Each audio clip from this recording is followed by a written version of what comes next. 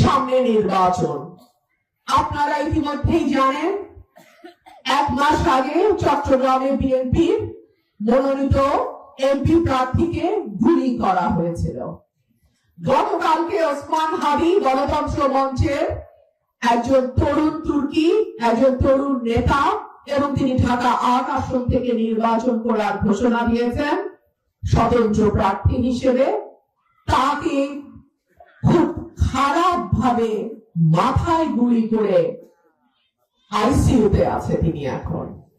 আমরা সবাই হাদি ভাইয়ের দ্রুত সুস্থতার জন্য আল্লাহ রাব্বুল আলামিনের কাছে দোয়া করি। তবে এই সকল গুলির ঘটনা, আহত করার ঘটনা সুষ্ঠু তদন্ত সরকারকেই করতে হবে।